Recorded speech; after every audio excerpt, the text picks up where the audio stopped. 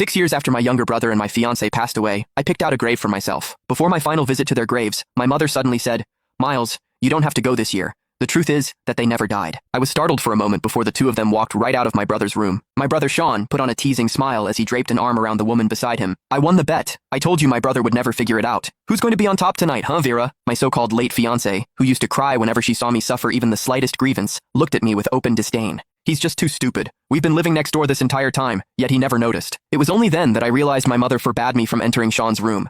Not because it would make her grieve her son again, but because it was directly connected to the house next door. I was truly too foolish. Right up until a month before my death, I was still thinking about visiting their graves. "Why did you do this?"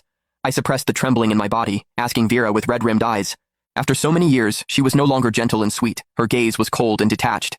"Miles, it's because you've never been very sensible." My mother frowned at me as well. "For all these years, we were just trying to teach you how to behave, to stop always trying to compete with your brother. Miles, they already have a child. Let go. You'll meet someone better." "I never took anything from Sean," I choked out. "When I was a child, my parents always remembered what Sean liked. I was forced to like the same things just to earn a shred of their care. Yet my mother only bought clothes in his size. No matter how many times I reminded her, my sleeves and pant legs were always too short, leaving me mocked for years. I should have realized it earlier. Miles, they never loved you." Perhaps my expression was too pathetic. The coldness Vera had built around herself wavered for a moment, and she handed me a tissue. "Miles, just focus on the future." I did not take it.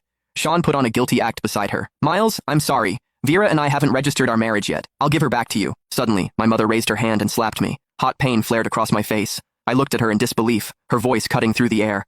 "Miles, what are you even doing?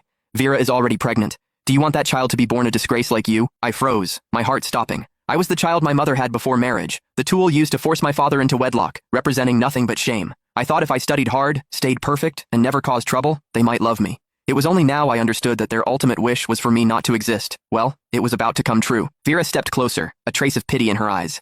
"Miles, we can still be friends. Sean and I will take good care of you." I backed away. "Don't touch me." 6 years of suffocating guilt. Every All Souls Day, I had wept at their graves, apologizing for a tragedy that never happened. Even my parents had helped them stage this performance. I looked at my mother.